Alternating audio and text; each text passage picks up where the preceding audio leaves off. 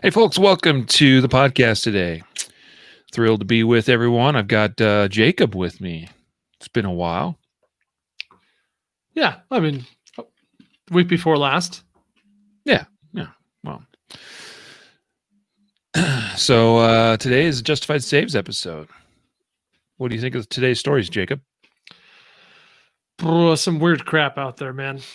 The world never ceases to amaze us, right? Yeah. There's some interesting ones today. We've got.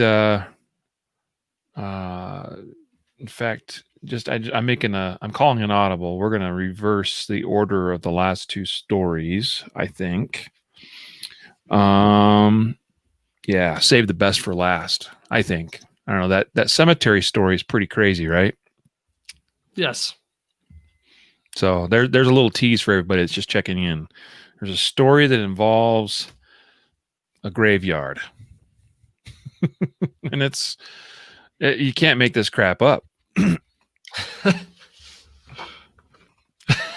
Did you find out? I couldn't see anything if this guy knew these other men. Like it kind of came off as being. It didn't say one way or the other. Yeah. But his behavior makes it feel not very random, right?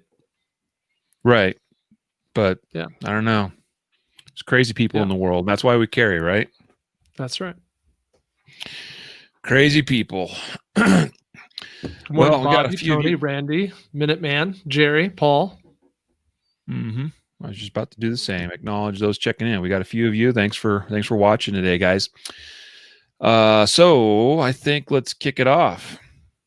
You ready, boss man? Fire. All right, here we go. In 3, 2, 1. This is the Concealed Carry Podcast, episode number 437. And welcome to the Concealed Carry Podcast, part of the concealedcarry.com network. I am your host, Riley Bowman, and I'm joined by company president and founder, Jacob Paulsen. Thank you, Riley. You're welcome. Credit, where credit's due. Sure. Well, I'm thrilled to have the boss man on with me again. It's been a while. Well, today is our Justified Saves episode. I'm really excited about some stories today. It never ceases to disappoint, the stories that our producer Matthew pulls from the interwebs and puts in the outline.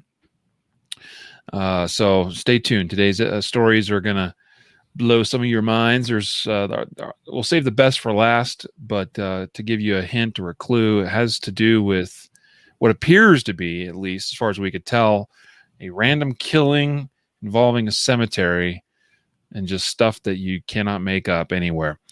Except for you heard it here first on the podcast, the Concealed Carry Podcast, and I always look forward to our monthly Justified Saves or DGU stories. Today's episode sponsored and brought to you by, CCW Safe. You can find them at ccwsafe.com, of course. Jacob and I are both members of CCW Safe. We are big fans. Jacob, what's your favorite thing about CCW Safe? Unlimited coverage is certainly nice. Unlimited, attorney fees and damages and things like that. But probably my favorite thing about them is the people. And I know that sounds super corny, but I mean this in a very practical sense in terms of the value that brings to a member. When you call the 1-800 number because you've been involved in some sort of incident and you want them to come to your aid, the people who answer the phone, all of the various people who may answer the phone, have all shot people and been shot at.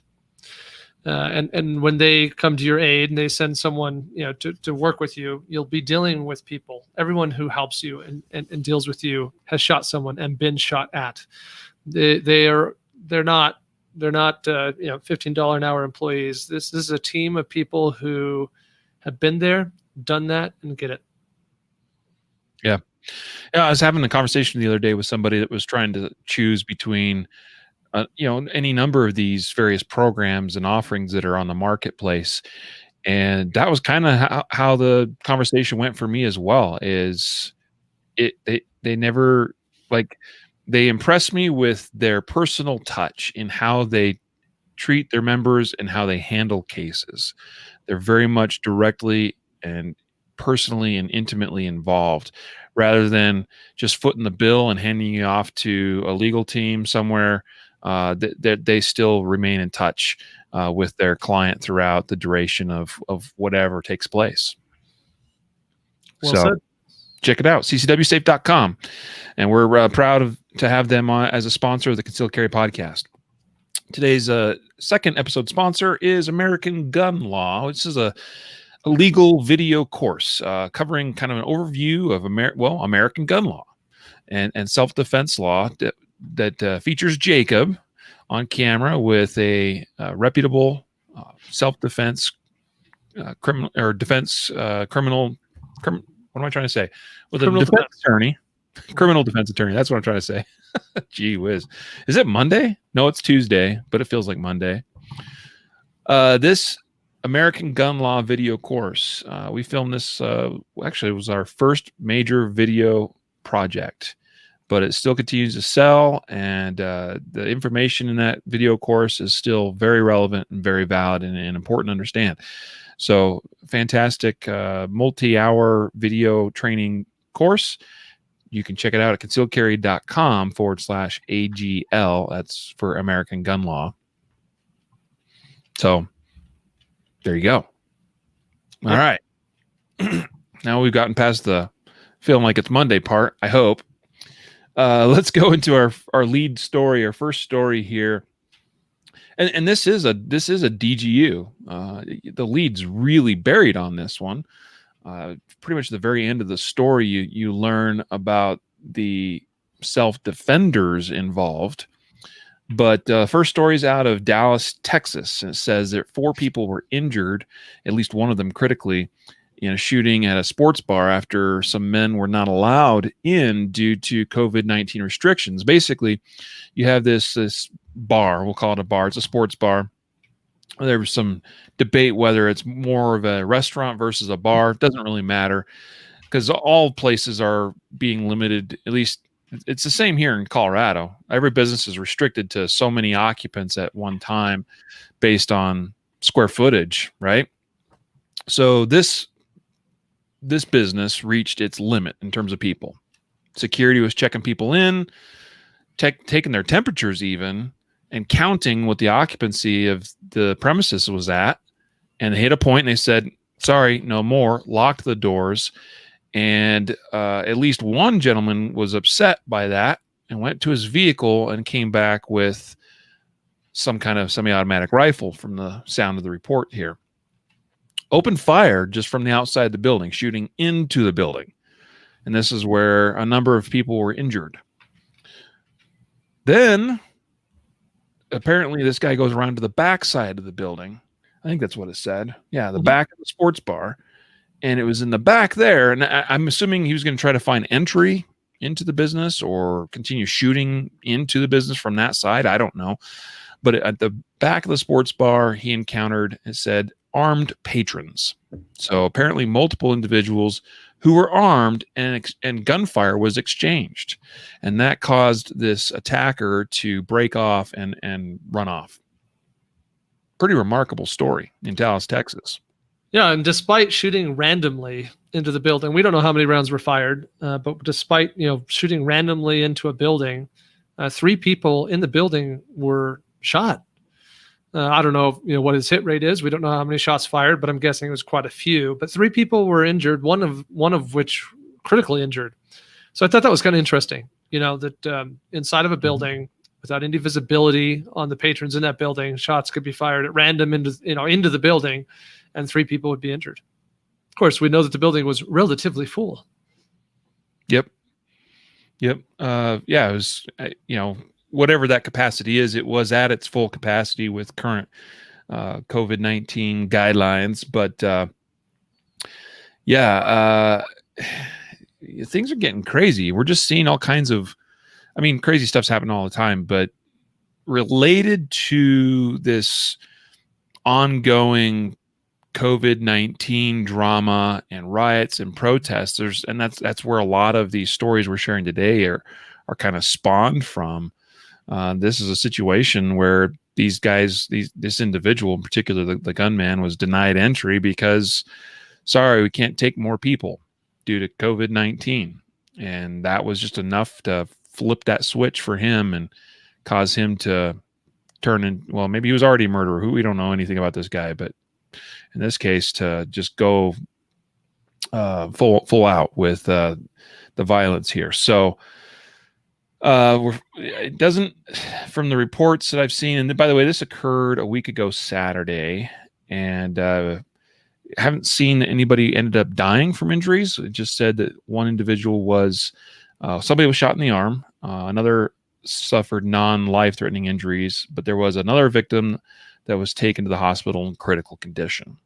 As far as I've seen in follow-ups, everyone is pulling through so far. So, and gunmen at large, according to the last report as well. So, no idea who this guy was either yet. So this is an interesting one, tactically, because if you're in this building, you probably are unaware that there was any sort of conflict at the entry. At the door, you're probably unaware that there's a couple dudes just got turned away because you're at capacity. You're just enjoying your meal, right? You probably have no idea that there's some upset dudes at the front of the building. And so you're just eating away or drinking away or whatever people do in this place. And you just start hearing gunfire. And the people inside said that it sounded like gunfire. And one comment from a witness specifically said that the rate of fire was, they didn't talk about the rate of fire. They talked about the total number of shots, that it was just a lot of shots were fired. So if you're in this building and you're hearing gunfire and stuff's going, glass is breaking and wood is flying and stuff, I think that the brain gets confused really fast because the tendency is to look for the shooter, right? Hey, where's the shooter? Oh my gosh, bullets are whizzing. Where's the shooter? And you're looking and you're not going to see the shooter. And even, and there's nothing you can't really shoot back. What are you going to do? Shoot back through this random wall in some random direction at some potential shooter in the street? That seems ridiculous. So this is a situation where hopefully that brain is processing very quickly. I can't see the shooter. I can't identify the shooter. I don't know where the shooter is. And so you kind of got to go into a, fortify, escape, and evade kind of mode, right? Where you're looking for good cover. You're trying to identify at least the direction the shots are coming from. You're looking for good cover. You're trying to fortify a position. And at least some people thought, let's go out the back. Let's go out the back of the restaurant. And that was primarily maybe a good idea, maybe not, but they encountered the shooter in doing so. And so it's just something, I guess, good food for thought for me. Be like, okay, this is a situation where I can't identify the shooter, so I'm gonna have to think differently. Yeah, all very good thoughts, good points to bring up, Jacob. And you're going to be caught off guard being inside an establishment like that, and all of a sudden you hear gunfire and shots are just coming in. Best thing to do is hit the deck first, right? Got to get out of the line of fire, and then you got to be thinking about getting the heck out of there. And to your point, I mean, it was probably the right move. Well, gunfire's coming from over here, which is most likely the front. I should go to the back, but the gunman can change his tactics as well. He can go elsewhere.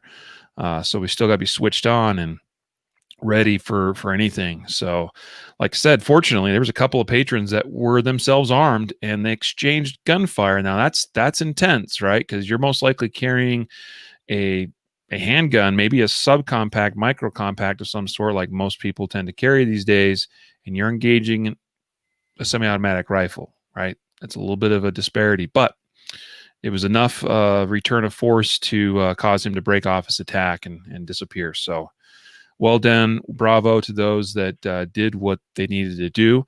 And we're thankful and I feel fortunate, even though I'm not personally involved, but I'm glad that nobody was killed in this. Mm-hmm.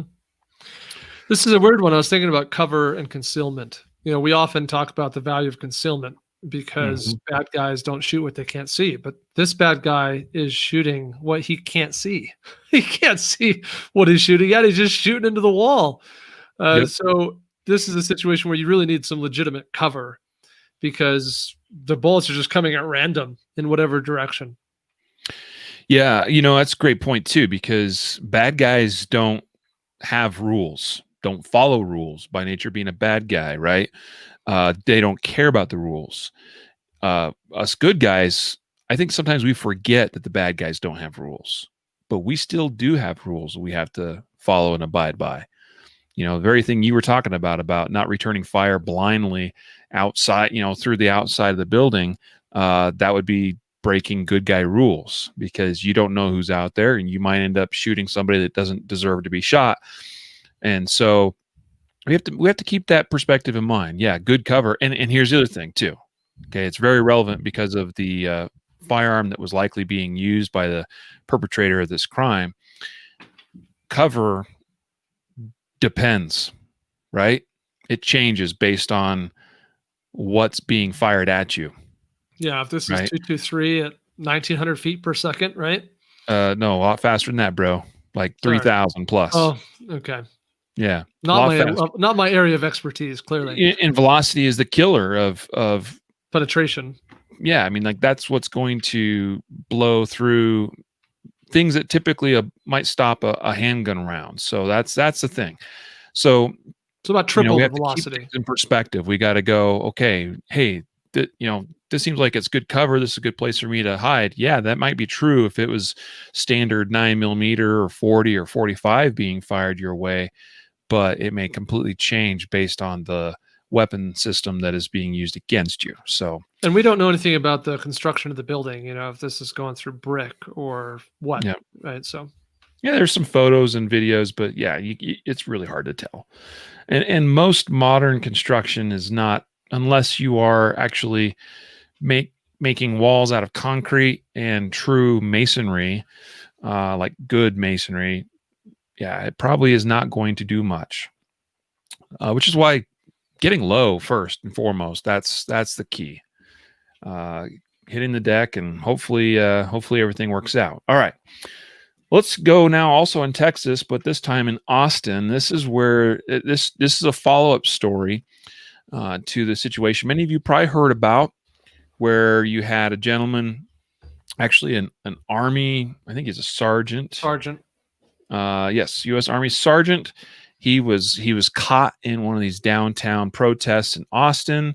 Some shots were fired. Jacob, give us a rundown on what happened there, and also what's relevant now to this case based on things that are coming out.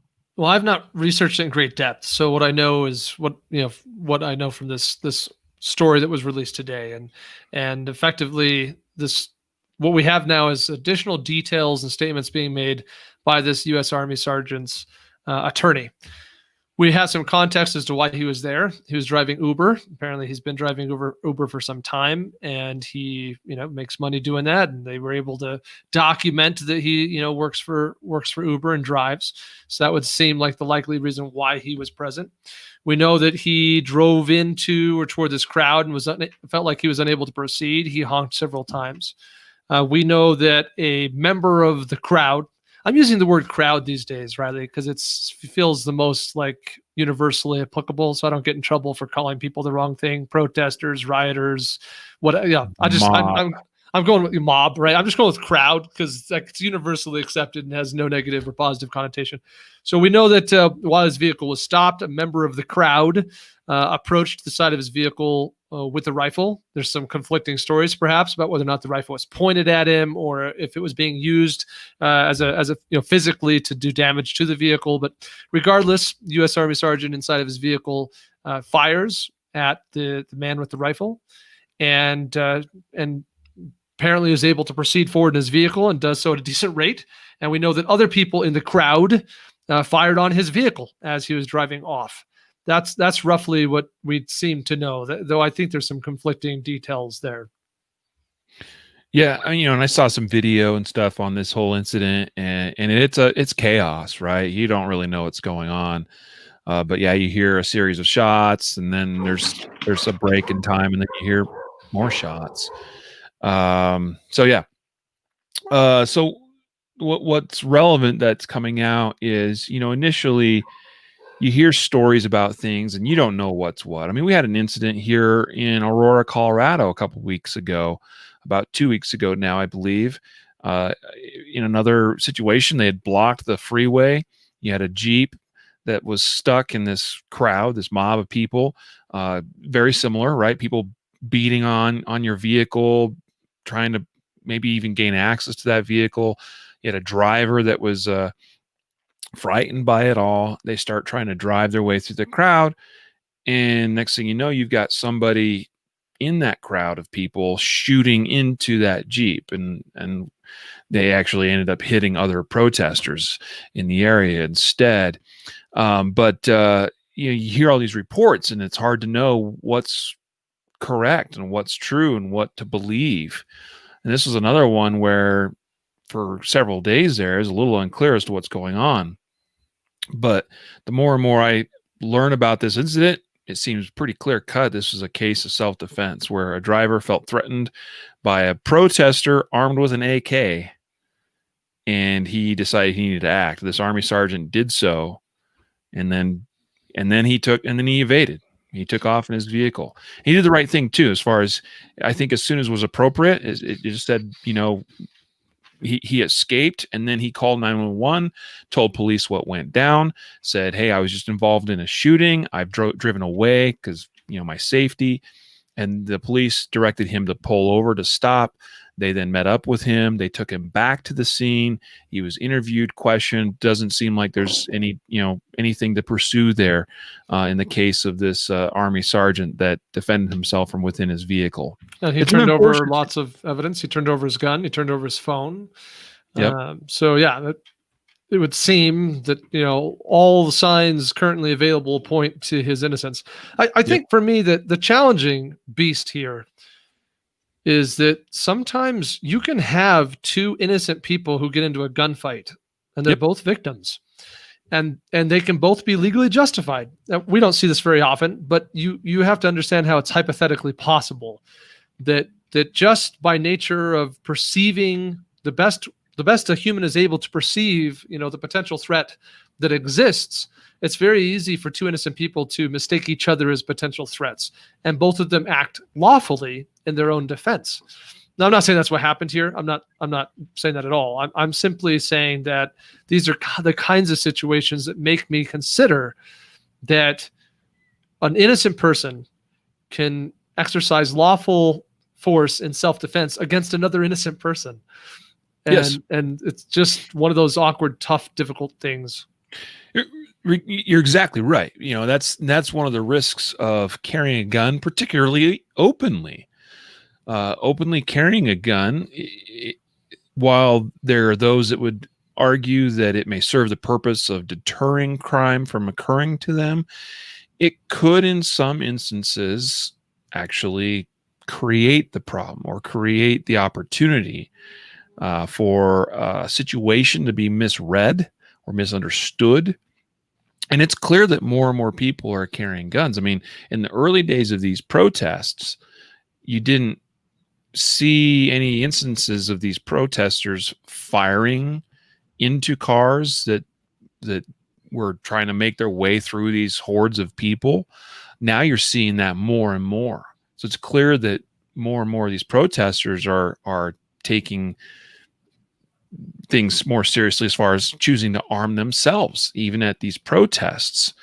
You have a gentleman that he may very well have been. I can't speak to his mannerisms, to the way he conducted himself, but you have a gentleman that was carrying an AK-47 that may very well have been completely in the right to do so.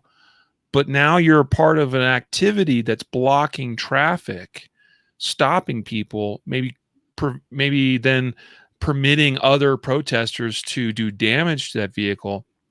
And in some cases, that may cause the occupants of the vehicle to perceive that they are in danger. In fact, I'd say it's very likely that's how it would be perceived. And you're standing there with a rifle. How else is that going to be perceived, right? So again, I appreciate the tact that you're taking, Jacob. We're not trying to cast judgment on any the specifics of the intents of the people involved is not really relevant.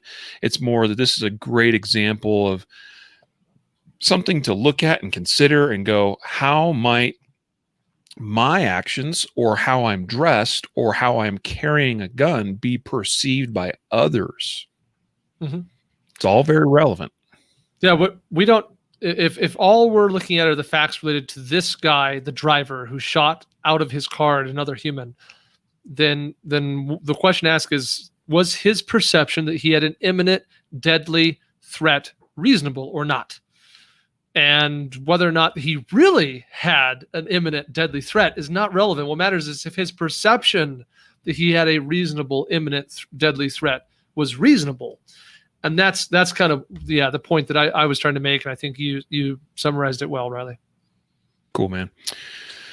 Well, let's move on to, this is a story of what not to do. Okay, we typically feature stories like this where they might otherwise be a justified save, and in some cases the end result is achieved where bad guy is thwarted, but mistakes may be made along the way. Now, let's be clear, even in completely, fully ruled justified defensive gun uses, I think it's extremely rare that an individual uses deadly force and does everything perfectly. But there are lines that shouldn't be crossed, and sometimes they are crossed. I think sometimes more than one line. Yes. And it's, I think, really important for us to try to learn from those instances where we can. Here we have a story. It says that an armed Sunnyland resident stops a reported vehicle prowl, but nearly has guns stolen. I don't even know where exactly this one happened. Sunnyland or Bellingham Police, it refers to. Whatcom County Jail. These are like, this is like, sounds like it's out of a novel. I've never even heard of any of these counties or cities. Give us something. Yeah, hold on. I'm checking the website. Anyway, while you check into that, we had a situation this basically is in Washington State, Bellingham, Washington. Okay, cool. Well, maybe I have heard of Bellingham, Washington. I don't know. Cool. So basically what you had here was there was a man carrying a knife breaking into a car. It happened on a Saturday night. The date of this article is July 15th, so this is a few weeks ago. And he attempted to stop that vehicle break-in. So the resident went out. They were armed with a gun. That resident confronted, again, this was an armed intruder or break, this dude was breaking into a vehicle. The resident went outside, saw the man trying to break into his neighbor's car, noticed that his own truck had also been broken into, and the way he knew that is because the lights were on inside his truck. All right, he told this criminal car thief to not go anywhere until police arrived, but the criminal tried to talk his way out of it. He started walking. Now, this is a common tactic, okay? We have to watch for this kind of thing. We see this with people armed with knives with police officer interactions that will sometimes walk towards the cop, even with that knife in their hand. And so anyway, this criminal started walking towards the resident with his arm stretched out, the article reads. The victim told this car thief that he would defend himself if he continued to approach. All right, so far everything's going okay, right? Although one thing we could point out would be, why did this resident choose to go outside of his safe place, his home, to confront this activity, right? That's certainly within one's right to do so, but tactically speaking, this is something we speak to very frequently on the podcast. By doing so, you increase your own personal risk. Not the best decision. Yeah.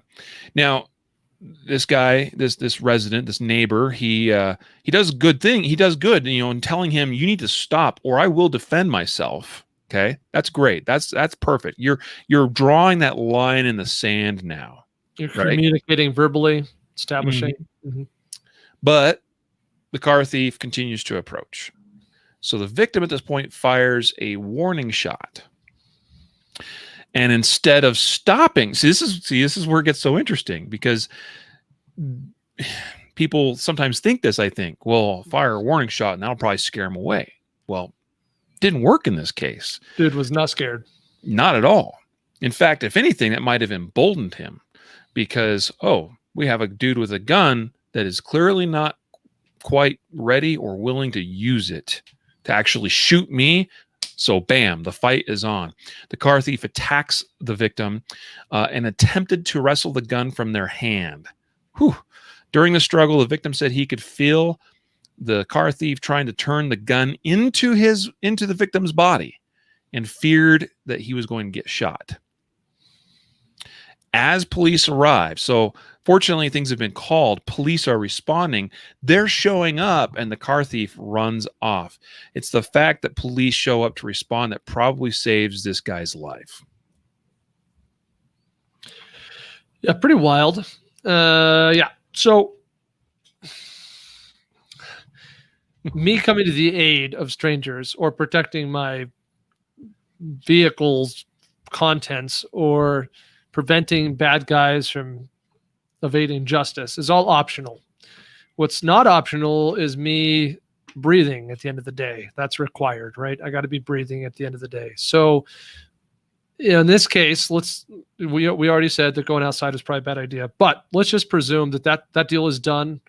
I'm outside. I'm in my driveway. I look at my truck, which conceptually this would never happen to me. I don't park vehicles in my driveway. Anyway, I look at my truck. The lights are on. The doors are broken or something, and my alarm system went off. By the way, that's what caused me to come outside. Is my alarm alerted me something was up.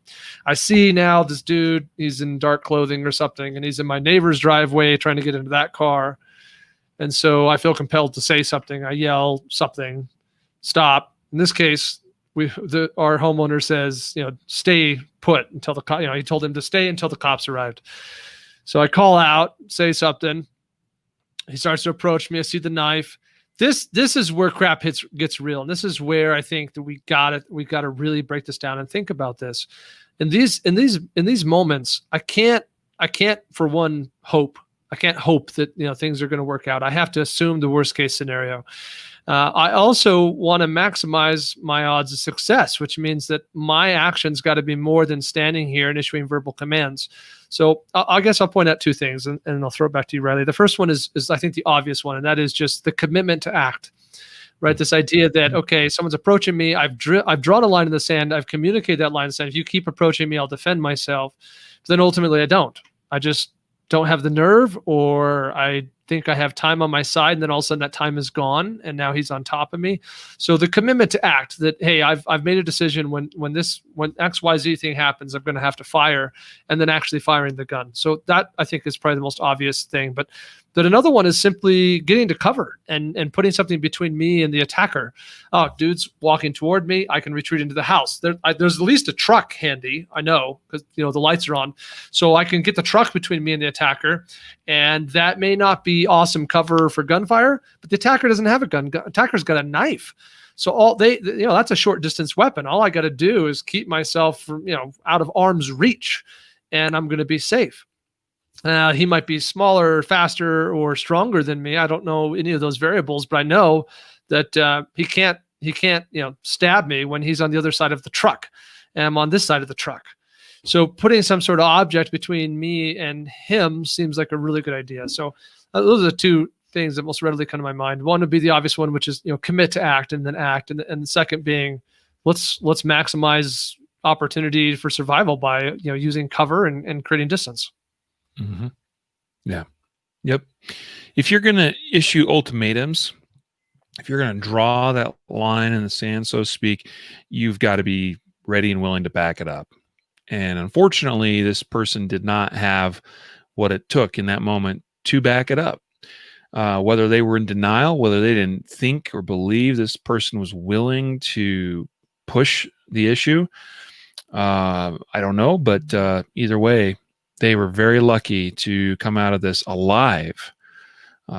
So yeah, we got to weigh things. I'm not going to tell people what to do, but I think it's always relevant to question why take yourself out of your safe space to defend something that is outside of that safe space. Your safe space is your home in this case, right? The vehicles are outside the home. it's apparent in this case, right? They may be in your garage, right? And that may change things too. But that's got to be questioned, right? Just for purely, it's not a question about rights. It's not a question about defending my property or whatever. We got to be careful with that, right? Depending on your state, depending the way that your laws read. It's just simply about a tactical matter that by me, I'm leaving my position of advantage and cover and all those things to go and try to stop this thing, right? That's not the smart tactic. Now, if you choose to do that, then you better be switched on. You better be ready. In this case, the warning shot didn't work. Warning shots are a bad idea regardless. I'm not like, I could foresee a very, very, very, very limited use case for a warning shot, but in most cases, it's a terrible, terrible, terrible idea. We've talked about that many times before too. So anyway, that's why we bring these stories to you. I got two other quick thoughts on this. I'm reminded of the incident with the sheriff's deputy who was involved in a traffic stop. We have great body cam on this one. I think it's been a couple of weeks, but man has a knife, exits his vehicle, comes toward the sheriff's deputy. Eventually he kind of, makes a final charge. She fires 7 or 8 rounds, has a malfunction, then fires a few more. Remember that one? Yep. That reminded me of something when that happened. And I think it applies here too. And that is that we have to remember that I can put several shots on a target, on a threat. And they still have time. They can still close the distance, even with holes in them and blood loss, and they can still slice me up. So it can't just be a factor of, however many foot rule thing or whatever other thing. Like, I got to understand that, there's going to come a situation that even if I choose to act, I commit to act, and I fire, that doesn't mean that they just will guaranteed to just fall right there, wherever the first shot. Like, no, they still can move forward, right? The physiology of the human is such that most of the time they're not immediately, kill over dead where they stand. So that's one thought. The second thought is just some ancillary things that came up here in this news story about the mentality of the attacker. After the police show up and he ran off, he climbed onto the roof of a home and was trying to hide. And eventually law enforcement found him. So he jumped off the roof and tried to run, got tangled in some lawn furniture. Law enforcement surrounded him and he still refused to give up. And it was kind of a standoff until additional law enforcement showed up. And eventually they just had the numbers on their side. It was, the guy decided, it was what it was. And even then he resisted arrest. So this was, we talk a lot about our mentality and our defensive mindset and all those kinds of things, but this, sometimes you have an attacker that's pretty dang determined, and this would be one of those. Yep. And or very skilled in being a criminal. And, this is the kind of person that, I truly carry a gun for.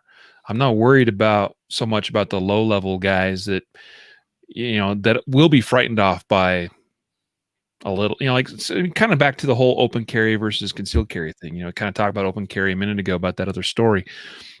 And people will say, well, it'll deter him. This guy was not deterred by a gun that was pointed at him, and then even by a warning shot. Or by officers. Yeah. See, I'm not worried about the criminal that's deterred easily by the presence of my gun on my hip. I'm worried about the guy like this guy that is slow to give himself up, that will still approach police officers with a knife in hand because he doesn't give a crap. He either doesn't care about his own life, or he's going to do everything he can to fight, and try to take as many others out with him as he goes down. So anyway, just some things to think about there. Now, Jason here on Facebook asked the question, what about shooting the attacker in the shoulder of the arm that is holding the weapon? Just curious. We've addressed this a few times on the podcast as well. So basically, shoot to wound versus shoot to stop the threat, or which is the politically correct way of shoot in a manner that may result in death. Couple things, and Jake, I'm sure you have some thoughts on this as well. And I don't want to totally diverge, off topic here, but because the question came up, I'll just say a couple things. Number one, you're asking somebody to shoot for as if it's not hard enough as it is to shoot a moving human target. center mass, high thoracic chest cavity, whatever, and affect the stop that way, you're asking someone under stress to shoot an even smaller, more difficult to hit target that has a lot less fudge factor for a miss. Meaning, if I'm trying to shoot somebody in the arm or the shoulder, it's fine if I miss this way towards the body. But what happens if I miss that way? I don't have any fudge factor, right? Again, keep in mind, this is something where you're suggesting that we might consider doing this as someone that is under stress already, that is responding to this dynamic incident very quickly, and we got to make this decision and try to make a pretty challenging shot that, once again, is not going to immediately incapacitate them. And what's the goal? Trying to stop the threat. Exactly. Like everything you just said, plus the last thing you said is, like, to me, the key. Like, ultimately, it's all about objective. Like, let's just say I'm a crack shot and I'm Jason Bourne and I can jump down long stairways and hit people while flying, right? Like, all that aside, it's still irrelevant because the objective is to stop this person from hurting or killing me. And if that's the objective, then I need to do the thing that's most likely to achieve that objective. And shooting the person in the shoulder that's holding the weapon ain't it. That may or may not cause them to drop that weapon, but that doesn't necessarily mean that they cease being a threat, even if they do drop that weapon. So it seems like a really poor solution to the problem. The problem is this person may want to hurt me, and so my objective is to prevent them from hurting me. And shoot, even if even all the accuracy, craziness aside, even if I could definitely with great certainty shoot them in the shoulder that's holding the weapon, that does not, with any degree of certainty, stop them from being a threat to any at all. Like, in my world, that's extremely inefficient to achieving the objective. So the most efficient thing to do is to cause as much blood loss and organ disruption as possible. Right, the adult human ceases to be a threat. One of two things happen. It's either one, they emotionally decide that they no longer want to continue the attack, which probably happens more than we think, probably more than half the time, but there's not a lot of great research on that. But probably more than half the time, a threat ceases to be a threat because they emotionally decide to stop being a threat. But the rest of the time, they have to be physically stopped, right? They have to be physically incapable of continuing. They have to be completely physically stopped. In order to physically stop the human from continuing to be a threat, you got two options. One is to hit them in the central nervous system, which once again is the whole small target you're likely to miss scenario, so we don't recommend it. And then the second way to stop the human from being the threat is to cause enough blood loss, enough organ disruption that you essentially the brain tells the system to shut down and turn back on later. Mm-hmm. So in both cases, whether I'm trying to get them to emotionally decide this is a bad idea to continue, or if I'm trying to physically incapacitate them to the degree that they can't continue, regardless, my best course of action is to cause as much blood loss and organ disruption as possible in the center combative hit zone. So both because I don't want to miss and because I want to achieve the objective, we don't try to injure people or shoot the appendage that's holding the weapon or anything like that. Yeah. Yep. There you go. I mean, you're exactly right. You have two options: CNS, central nervous system, which is a difficult shot to make and far from a guarantee, and with a very low threshold for error. And two, take out the pump house, right? Mm-hmm. The blood supply, which has a greater margin for error if it's missed, but takes more time quite often for the stoppage to finally occur. So catch up. Yeah. Yep. All right, man. Good stuff. Good analysis on that one. Here's another one. Again, this, and it has been ruled as a justified self-defense shooting, but there's some lessons to be learned from this one. So what not to do? Maybe Jacob, can you give us a summary of this Blue Lake shooting determined to be self-defense story? This is out of Blue Lake, California. You tell me if I got anything wrong here. I'm going to do my best with the narrative. So we have a number of individuals, including an employee of the gas station, who are on the exterior of the building. In my mind, I see them on the sidewalk chatting, smoking a cigarette or something. And you have the criminal, the bad guy, the BG, who approaches the gun station, the gas station with the gun, and effectively convinces these people to run, to dismiss themselves.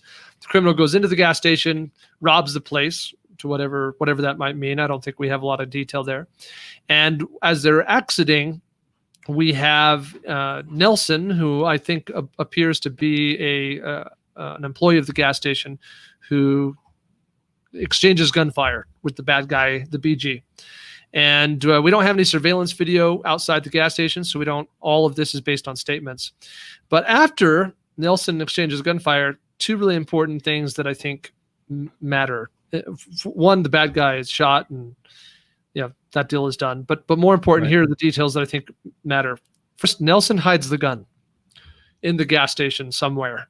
It's later discovered when law enforcement obtains a warrant to search the gas station, and they search it and they find it. And they say, quote, that they determined he had made efforts to conceal the gun before law enforcement arrived. The second real big serious problem is that Nelson claims to have not shot in his original statement. In his first statement, he says, no, he, quote, denied shooting the suspect in his initial statement and provided information inconsistent with the evidence. So then he's, the investigation continues. Clearly what this guy said didn't happen. Oh, now we find a gun. So now later on, July 7th, sometime later, he admits that he shot the robbery suspect, but then he says it was in self-defense. So now the investigation continues based on this new statement from our victim, Nelson, and they determined that all the evidence and all the witness statements that they did obtain are consistent with the new narrative of this man, which is a self-defense. And so they release him from jail, and they release a statement to that degree, that, hey, it appears from our evidence that it was in fact self-defense. How'd I do, Riley? Yeah, no, that's the summary of the incident. And again, it has been ruled that he's not going to face any charges in the shooting itself. Who's to say that he doesn't get charged with some kind of obstruction charge or tampering with evidence, right? Because that's basically what he did here. And these are the mistakes that he made. He made false and inconsistent statements to investigators. He tried to hide the weapon that was used, tampered with evidence, all of that. So all kinds of bad mistakes. Here's the thing, and this has been covered on the podcast. Don West and I think even talked about this a couple episodes ago when he was on. Andrew Brinka has talked about this some on our show as well. But you don't want to make incriminating statements, right? Necessarily. You don't want to sit there and just jabber away to the police about every little thing that happened in a self-defense shooting you were involved in, but you don't want to go completely the other way and refuse to say nothing either necessarily. And you especially don't want to be making anything up or denying involvement in a situation, right? So you want to communicate the things that are important to be communicated. For instance, the 911 call, basic info about a situation that's occurred, medical response is required, police response is needed, blah, blah, blah, right?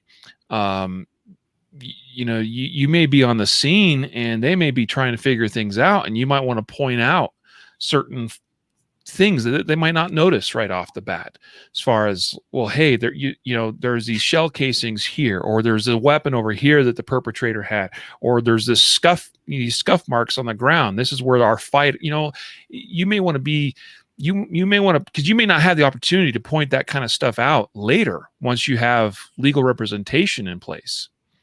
And so you want to make sure that the information, that evidence might disappear. Right. Right. You want to make sure they have the information they need to start investigating and figuring out the story of what occurred that's going to play in your favor. And then as soon as you can, you want to be retaining legal representation as well. Yep. Nothing to add. Okay. Let's move right along. Here's a justified save story. This one out of Brownsburg, Indiana. Oh, wait, I said we were going to save this one for last. Hold on. So, Port Arthur, Texas, naked man shot by woman after walking uninvited into her Port Arthur apartment.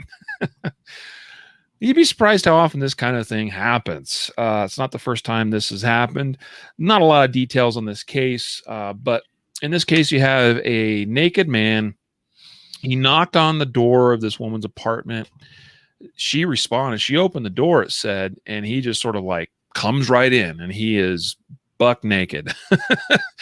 I laugh, right? Because it's just such a, you just can't imagine this sort of thing happening to you, but then it does. And now what? And it doesn't go into detail if he was trying to force himself upon her, if he attacked her, but she clearly felt threatened. And again, as far as we know, according to investigators, a justified use of self-defense. I mean, this guy is inside her home. She uses a gun, shot him, it said, in his lower extremities, which is kind of funny in the case of a naked man story, because that could be interpreted some ways. But apparently this man is going to recover from his gunshot injuries, and the woman goes about her life. Good for her for defending herself. Yeah, again, we don't know a lot of things, but there's one detail in here that I think is relevant to point out, and that is that she opened the door. Yep. So I think had she known there was a buck naked man on the other side of the door, she wouldn't have opened it. So clearly she did not identify who was at the door before she opened it. And I think I'm on record of saying something along the lines of, I can't think of a single thing more valuable and important to an overall home defense strategy than being able to identify who's at the door before you open it. Yeah. So this is an apartment building. We don't know if there's a peephole or not. If there's not, she may not have the right to install one herself on a door that she doesn't own, being the rent, the person who's renting this apartment or leasing the apartment. But there's a lot of other options today. Maybe you have a window you can look out, or maybe you have one of these new fancy doorbells, that's got cameras on it, or something. Maybe you have a chain so that you can open the door just a slight portion and see before you completely commit to letting the person in. I guess, just a reminder on that one. Yep. we need to be able to identify who's at the door before we open it. That's extremely massively critical. And it's a great point that you bring up that, in the case of an apartment, you might not be able to choose what kind of equipment you have available at your disposal to try to identify. In which case, you may just want to call through the door, who's there? And based on that response and how that comes back, that we have no idea of what this woman did, if anything at all. But definitely what you don't want to do is just go to the door and, jerk it wide open when you have no idea who could be there. And don't assume. Go ahead, brother. I was going to say, and don't assume just, you might actually be expecting somebody. You want to be careful with that too. It could just be coincidence that bad guy chooses that same very moment when you're expecting somebody else that you do know to come. So you just want to be really careful about, again, that's your safe space. You are relatively reasonably protected inside your dwelling, and you want to keep it that way, except for people that you know and trust. Yeah, I'll add two more comments here. One would be that I can't imagine a landlord saying no to you installing a chain. Like that would seem like a bottom delimiter. Like anybody should be able to just install a chain lock on the door, and that would be like a better than nothing. Mm-hmm. The other thing I mentioned, a window, and I guess I need to add some disclaimers because I'm seeing some comments come in here. A window is better than nothing also, right? Being able to glance really through a corner of a window and see who's out there on my doorstep is definitely better than nothing. But windows also have their disadvantages. Particularly what we want to do is avoid whoever's at the door being able to look into the house through the window. So I just wanted to add that 2 cents. So making sure that it's a covered window so that you can choose when or not to look through it. And when you do, you're not exposing everything. I wouldn't want the guy at my front door to know that I'm home alone, or that I'm a woman, or that I don't have that noise they hear is a machine that's making the dog barking sound, because I'm not cool enough to have real dogs. I'm thinking of you, Riley. Just my 2 cents on the window thing in case that was misinterpreted. Yep. All right, final story. This one out of Brownsburg, Indiana. Passing motorist fatally shot gunman who'd fired at 2 men, killing 1. And this occurred at the site of a cemetery. All right. Do you want the narrative? I'll give the narrative and you can give us the breakdown. Yep. All right. So here's how I think this goes down. 2 men, who says they're working at the cemetery, so I perceive them to be employees. So 2 men are working at the cemetery. Our BG arrives and gets out of vehicle and starts shooting at our cemetery workers. It says that they actively made the decision to split up and go separate directions in their flight from the gunfire, right? So they split up, they take off in different directions. And our BG catches up with one of them and is about to effectively execute him, if I'm not mistaken, when a motorist who stopped at a traffic light at an intersection, must be nearby, I presume, this would be near the cemetery, also takes fire from the BG. And in the moment that the motorist takes fire, he returns fire. He's armed and he returns fire. And he's apparently a much better shot than our BG because he hits the BG to the degree of incapacitating him. In fact, he dies on the scene. Yep. And our motorist and our cemetery workers all, make it through. It says that they were treated for injuries at the scene. One of them died. Okay. Oh, did I miss that? Oh, victim number one. Oh, this is confusing the way this is written because they're using they're numbering all our victims. Mm-hmm. So yes, victim one. You're right. Victim one dies, which I presume is the guy that the BG caught up with. It's the cemetery worker. Well, so there again, it is confusing how it's worded, and it sometimes refers to victim one as being by his name, which is Seth Robertson, age 36. He passed away due to his injuries. So victim one is the one that's initially pursued, and he is shot and he is killed. And then it says that the gunman goes after victim two, the second cemetery worker, turns around, and goes chasing after the guy. And he's caught up to him as well.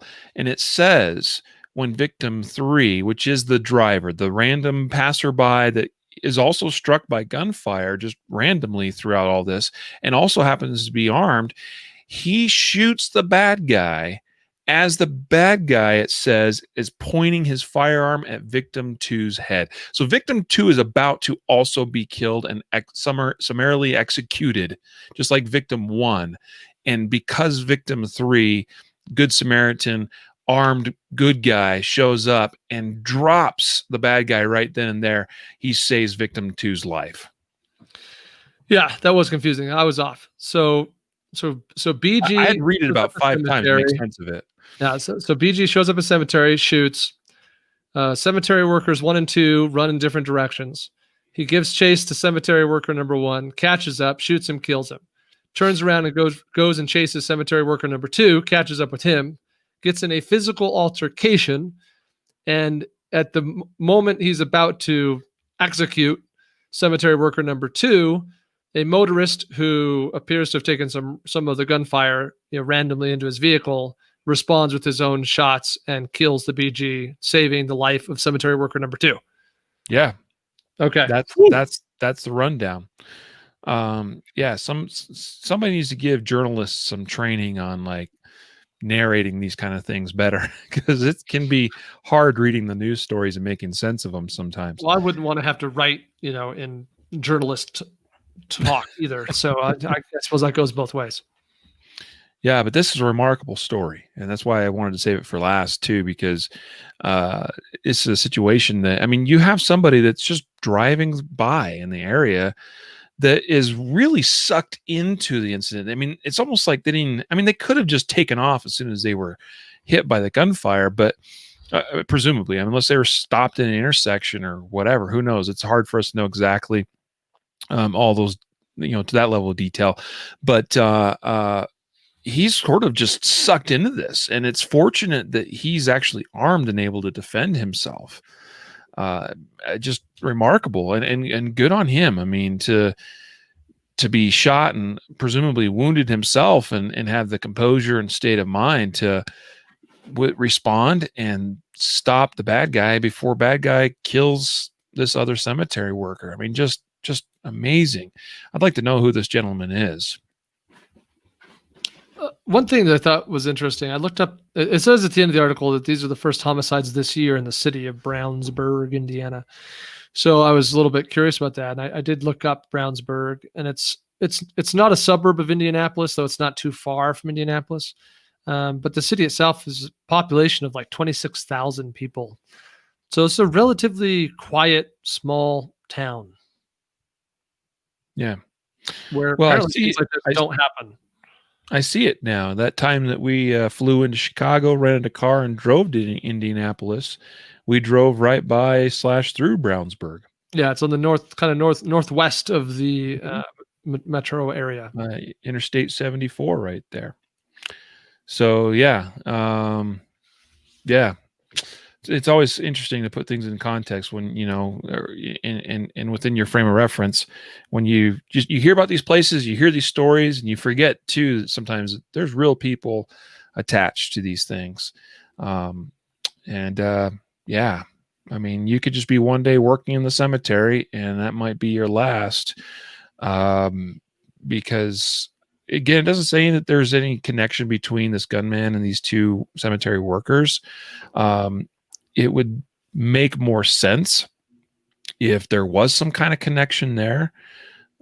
He knows them somehow. Maybe he worked with them. Maybe he's a disgruntled employee or former employee. But at the same time, we know crazier stuff has happened where this guy, for whatever reason, he just wants to kill people that day. And he picks these two dudes for whatever reason. And he's dead set on finishing the job by like actively, because I mean, keep in mind that initially it sounded like it started at the cemetery, but the pursuit of victim number 2 actually took him through a residential neighborhood in the area there. So this was ongoing. This was and this dude was hunting these people down. So with some efficiency, I might add. Yeah. He did a pretty good job. So, wow, I hope you got something out of that, folks. That's why we share these justified save stories and lessons learned and what nots to do and all that. This is, again, one of my favorite episodes we do each month on the podcast. We typically do these on the first Tuesdays of the month. In case you're wondering when our next Justified Saves episode will be. It'll be the first Tuesday of September. And I promise you there will be more great content and examples like this to learn from then as well. Again, today's episode is sponsored and brought to you by CCW Safe. We'd encourage you to check them out, ccwsafe.com. And then also our very own concealedcarry.com's American Gun Law video training course, available at concealedcarry.com/AGL. Last words, Jacob? Man, be safe and study the law, study the tactics, but most of all, have the mindset of a defensive shooter, a person who does only what is necessary to survive and not anything else. Yep. I mean, where these, and I see the hashtag from Paul here on Facebook, while these people may very well be heroes, and they are indeed, I think the goal would be to have the mindset of not trying to be a hero, not trying to insert yourself into situations that you don't understand or that you unnecessarily expose yourself to risk, both physical or legal, right? Do what you got to do when you got to do it, and only as much as you need to, right? So good place to end it and wrap it up. So with that, we're going to sign on out of here with a reminder to train right, train often, and train safe so you can fight hard, fight fast, and fight true. Take care. Folks, oh, snap, because it's you and me, and Matthew usually does it. We're supposed to do a giveaway on Tuesdays. I'm logging in. Okay, Jacob's going to log in. You can edit this back in before the outro if you want here. I may not. Who knows? I don't know. The winner is going to get contacted via email anyway. So thanks all for your comments and questions. And Jason, thanks for watching today.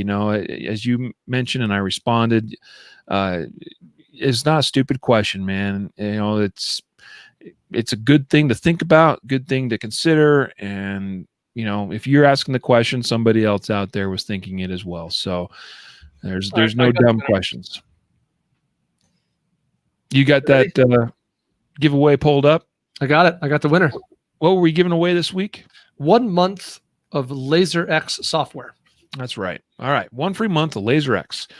That comes in the form of a license key that you will use. Well, that'll be sent to you via email. So the winner will be contacted, and you'll have the opportunity to accept that prize. And we'll give you that license key, and away you go.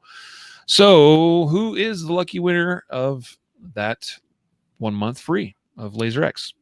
First name is Jeremy. Last name begins with the letter K as in Kentucky. And Jeremy has a Gmail address. Cool. Well, congrats, Jeremy, on winning 1 free month of LaserX dry fire software. That's awesome. Now, do we have a giveaway for next week?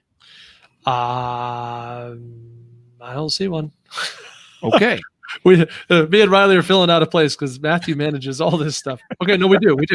Next week is Fighting from Cover online access. Nice. There's 6 days left to enter to win. Awesome. Where do you do that? concealedcarry.com/podcast prize. So folks, don't forget every week that giveaway resets.